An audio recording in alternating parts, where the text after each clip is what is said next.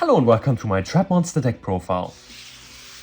The monsters, we are playing 3 Quardan the Clear-Sighted. When this is normal summoned, we can set a continuous trap card from our hand or graveyard, and it can be activated this turn. And when it's sent to the graveyard, we can activate the effect that our continuous trap cards cannot be destroyed by our opponent's card effects until the end of the next turn. This is just a super good new support card because it's a 1-card rank 4. If you can special summon a continuous trap card from your graveyard as a level 4 monster with this, and you can even detach it from an Xyz monster to trigger the effect to prevent your continuous trap cards from being destroyed by your opponent's card effects until the end of the next turn. Then we are playing another normal summon, and our last normal summon in the main deck. We are playing 3 Sphere Mode. This deck doesn't really need a normal summon, and it's a set 5 pass deck anyway, so if you go second and you would just set 5 pass and have another card in hand, you can just tribute summon the Sphere Mode before that. Yeah, Sphere Mode is great this format, and this deck can play Sphere Mode in main, so why not? Then we are playing 3 Nibiru in main for kind of the same reason, because this deck is pretty bad going second. Yeah, it really helps the deck out, and it has some synergy with other cards in the deck as well. For example, with Pharaonic Advent, we contribute 1 monster to special summon this card from our hand, and we contribute a Fairy, Fiend or Reptile monster to add any continuous trap card from our deck to the hand. It's just a super cool card. And this card gains 300 attack for each continuous trap cards in the field or on the field or in the graveyard.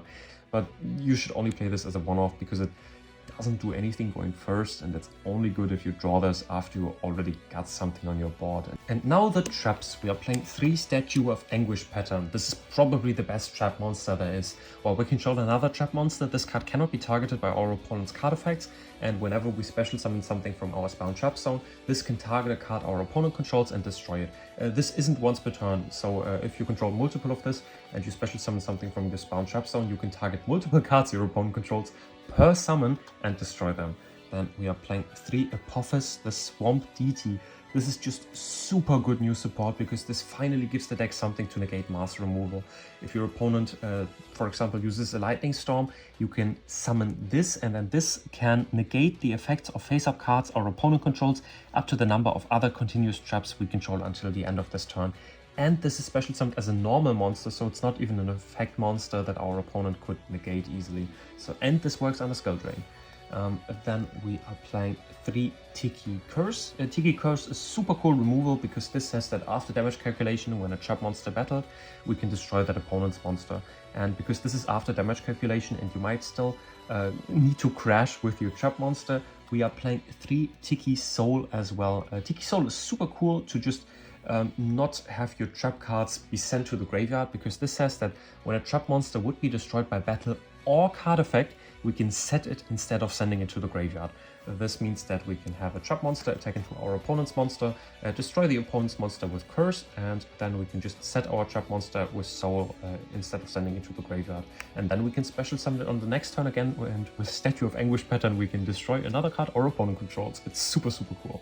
Then we are playing 3 Angel Statue as a rune. This can negate the summon of 1 or more monsters our opponent would summon by sending another trap monster to the graveyard. And when this is destroyed by battle, we can destroy that monster that destroyed this card. Then we are playing another really funny support card. We are playing 3 Prey of the Jirai-Gumo. Yeah, this is Gate Guardian support, but it's also trap monster support, because this is one of the better trap monsters. It's removal. You can special summon this in the same column it was set in, and then you can destroy one opponent's monster in its same column. And it's a big body, it's on 2100 attack. Then we are playing 3 Cyber Shadow Gardener. I really like this card. Some people really don't like this card, but I think it's really good. You can special summon this during your opponent's main phase, and when this is targeted for an attack, its attack and defense become equal to the attack and defense of the opponent's monster that target this card for an attack. This means that you can force your opponent to crash with this if they have anything that wants to attack this card, and during your opponent's end phase you can just set this card again. So if this card survives the turn, you can just set it and then you can activate it again. And with the Statue of Anguish pattern, this means that it's removal every single turn because you can just set this card. It's super cool. Then we are playing 3 Zoma the Spirit.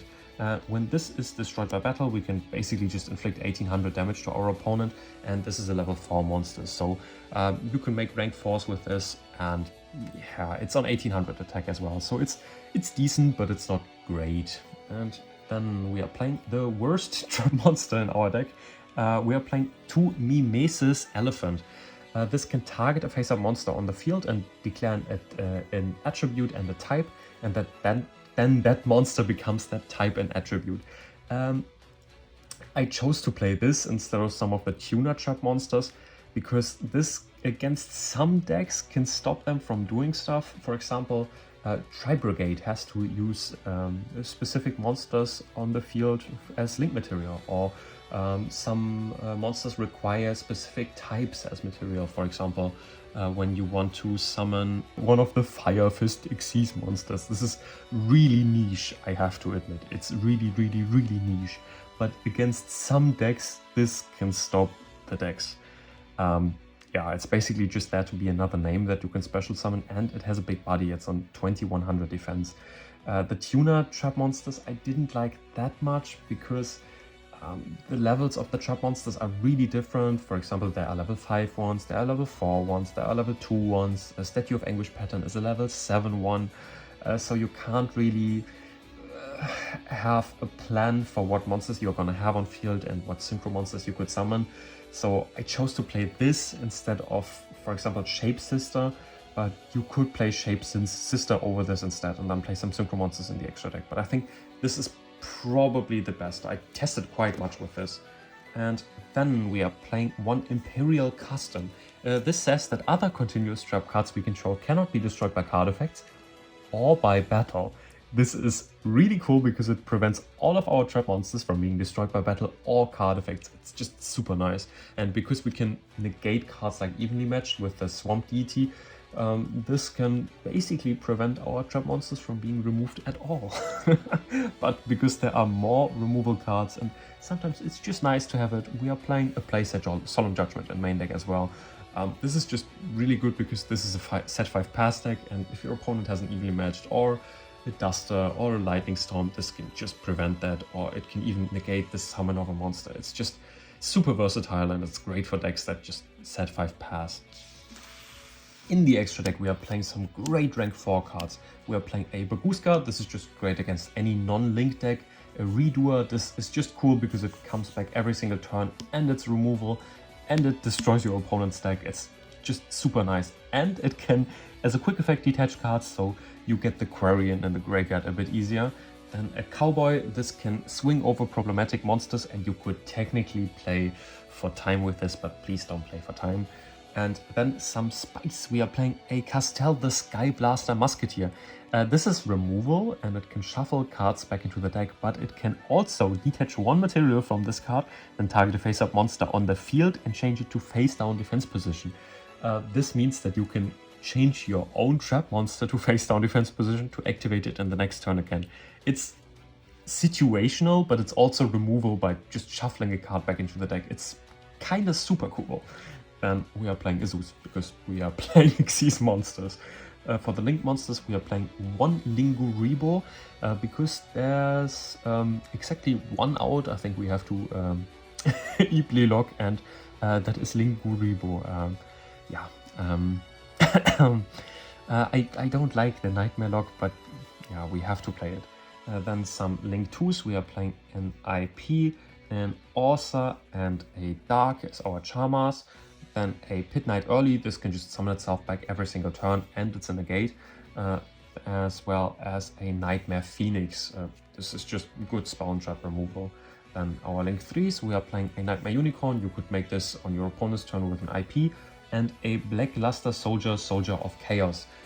You can make this with the Statue of Anguish pattern, and then you've used a level 7 monster as a material for the summon of this card, so you can make it gain its additional effect. This is super cool that you can use the Anguish pattern for this. Then we are playing some Link 4s. We are playing a Warlord Dragon and an Appaloosa, because Appaloosa can use normal monsters for its summon. It can't use tokens, but you can still use the normal monsters. And some of the other cards, for example, Warlord Dragon needs effect monsters, but Appaloosa, you can just make this with the trap monsters that are sometimes normal monsters as well. Well, I hope you like the deck, and I hope you can test it out maybe a little bit. I really like this deck, and the new support is really cool. For example, the Jirai-Gumo card. You wouldn't expect this to be a trap monster support card, but once you read through the fine print, you see that it's a really, really decent trap monster. And it's just nice to see such a weird strategy be supported in 2023. I like that Konami gives us some hope for some under-supported cards and strategies. Well, I hope to see you in the next video, and I hope you have a really nice day. Stay safe, and until then, I'll peace out.